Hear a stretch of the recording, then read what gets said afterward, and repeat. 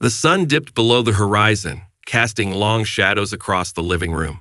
As I absent-mindedly scrolled through the footage captured by the newly installed doorbell camera, a chill ran down my spine. There was the undeniable proof of betrayal, a figure entering our home, never to leave on the footage.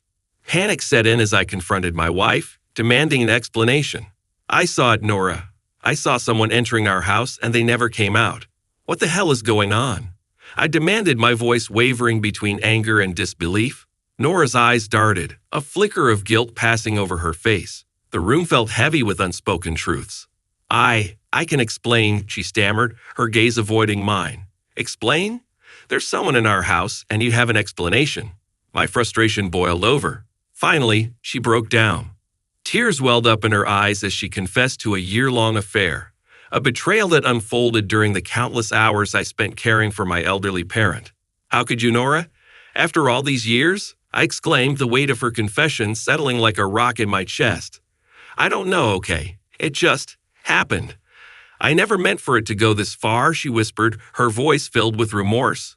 The room became a battleground of emotions: anger, hurt, and a profound sense of disillusionment. The confession hung in the air, transforming the familiar space into a foreign and hostile territory. As we grappled with the aftermath of her admission, the realization that our marriage had been fractured to its core seeped in, casting a long and ominous shadow over what was once our shared life. The air in the room felt thick with tension as the weight of Nora's confession lingered. The realization that our marriage had crumbled hung in the air, demanding a pragmatic response. As we sat across from each other in our once shared sanctuary, the conversation turned to the practicalities of an impending divorce. "So, what now?" I asked, my voice steady, masking the turmoil within. Nora took a deep breath, her eyes avoiding mine. "I think we need to get a divorce." The words hung in the air, each syllable carving deeper into the remnants of our shared history. Divorce, a word that once seemed inconceivable, now echoed with painful resonance. "Divorce?" I repeated, the bitterness of the word tasting unfamiliar on my tongue. "It's the only way, given everything," Nora replied, her gaze finally meeting mine, though her eyes were filled with regret. A heavy silence settled in the room before I spoke again. "What about the house? What about everything we built together?" Nora nodded, acknowledging the gravity of the situation. "We can sell the house and split the proceeds. It's the fairest way to move forward. I don't want to make this any messier than it already is." "Fair?" I scoffed, unable to mask the bitterness. "What about alimony? Is that fair too?" She hesitated before responding. "I'm willing to discuss it. We can figure out a way that works for both of us." Revenge fantasies danced in my mind, a desire to expose her transgressions to the world. Yet a bitter reality set in. There was no audience for the chaos I yearned to unleash. "I could make your life hell, Nora. I could expose everything to everyone," I threatened, my anger simmering beneath the surface. She sighed, weariness etched on her face. "What good would that do? It won't change anything. We're both hurting, and making it public won't fix the damage." As we navigated the delicate negotiations of a fair divorce, the room became a battleground for conflicting emotions. The love that once bound us now manifested as a fractured connection, tangled in the web of betrayal. The pragmatism of divorce plans unfolded against the backdrop of a broken marriage, leaving us to grapple with the harsh reality of dismantling a life that once promised forever. The echoes of Nora's betrayal reverberated through the silent spaces of our once happy home. Alone with my thoughts, I found solace in the act of packing, each item becoming a vessel for memories and heartage. The process became a cathartic journey through the fragments of a shattered love story, prompting a deep and introspective reflection on our relationship. As I packed our wedding album and other mementos, the weight of our shared history bore down on me. I questioned the authenticity of the connection that had once felt unbreakable. Was our whole relationship a rebound, Nora? I asked, my voice carrying the vulnerability of unspoken fears. Nora, sitting on the edge of the bed, looked up, her eyes reflecting a mix of guilt and sadness. "I don't know, maybe. But that doesn't diminish what we had, does it?" "It changes everything," I replied, the weight of doubt settling into my bones. The room seemed to close in around us as I continued to unpack the emotional baggage. I thought scars healed, Nora. I thought we moved past the pain of my past betrayal. Yet here we are, reliving it all over again. "I never meant for history to repeat itself," she said, her voice carrying the weight of regret. As I delved into the recesses of my own heart, doubts about trust lingered like a persistent shadow. Can I ever trust anyone again? Or is every relationship just a ticking time bomb waiting to implode? Nora, grappling with her own remorse, reached out, a feeble attempt to bridge the growing distance between us. We had something real, something beautiful. Don't let my mistake erase all the good we shared. The room, once filled with laughter and shared dreams, now felt haunted by the specter of betrayal. The emotional roller coaster of reflection left me grappling with the painful truth that the scars of the past had never truly healed. As I continued to pack, I wondered if the foundation of our relationship had always been built on fragile ground, threatening to crumble at the slightest tremor. The house echoed with emptiness as I moved through the rooms, packing up the remnants of a life that had crumbled beneath the weight of betrayal. Every photograph, every shared moment felt like a cruel reminder of what once was. The emotional struggle became a relentless companion, a ghost that haunted my every step. "Why did you do this to us, Nora?" I whispered to the vacant room, as if expecting an answer from the walls themselves. Nora, sitting on the couch, her eyes red from crying, struggled to find words. "I don't know. I never meant for it to end like this." The anger and sorrow, once dormant, surged like a relentless tide. "Do you realize what you've done? How could you destroy everything we built, everything we were, for a fleeting affair?" Tears welled up in her eyes as she struggled to meet my gaze. "I messed up, okay? I messed up big time." The weight of the emotional struggle manifested in sleepless nights, each moment of solitude turning into an opportunity for self-reflection. The desire for revenge lingered, a tempest of emotions threatening to consume me. "I could make you feel the pain I feel, Nora. I could make the world see you for who you really are," I muttered, my voice tinged with bitterness. She looked up, her expression a mixture of remorse and pleading. "What good would that do? It won't change anything. We're both hurting, and revenge won't fix the damage." As the emotional struggle deepened, the process of packing became a ritual of letting go. Yet the ghosts of our shared past lingered in every corner, refusing to be exorcised.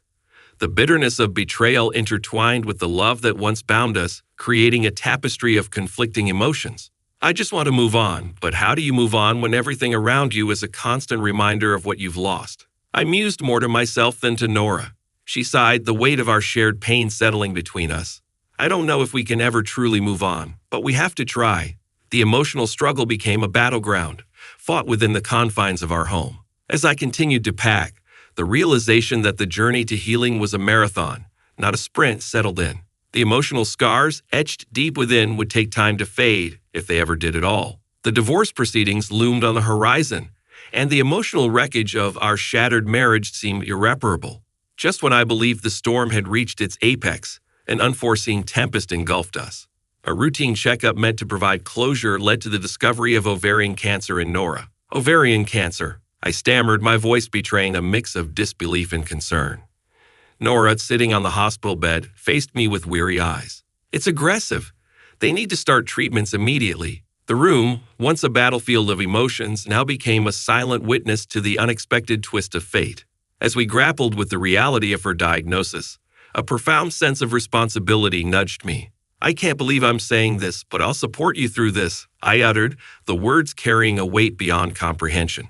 Nora, her vulnerability laid bare, nodded appreciatively. "I didn't expect you to stay. I thought you'd leave when things got tough." "Betrayal doesn't erase care, Nora. We may be ending our marriage, but I won't abandon you in your time of need," I replied, surprising even myself with the sincerity of my words. As we navigated the complex terrain of her medical crisis, the impending divorce plans took a backseat. The hospital became a new battleground, one where shared history and shared pain converged. "Do you want me to call anyone for you, inform your family?" I asked, realizing the gravity of her situation transcended our fractured marriage. "No," she whispered, her vulnerability exposed. "I don't want anyone else to know yet. Can we keep this between us for now?"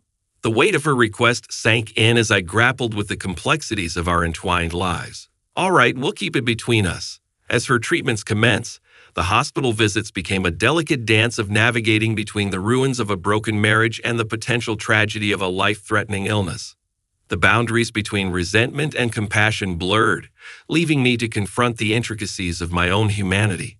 "Maybe, in the face of something like this, we can find a way to let go of the bitterness," Nora suggested, her eyes searching for a glimmer of understanding. I nodded, unsure of what the future held. The unexpected health crisis forced a reevaluation of priorities. challenging the boundaries of our fractured relationship. As we faced the uncertainty of her medical battle, the choice to continue supporting her became an unexpected thread weaving through the tapestry of our tangled lives. The hospital corridors echoed with the shuffle of footsteps as I navigated the unfamiliar territory of our new battleground. Nora's health crisis had created a complex web of emotions, tearing at the already frayed fabric of our relationship. Torn between the betrayal of infidelity and the looming threat of a life-threatening illness, I found myself grappling with conflicting allegiances.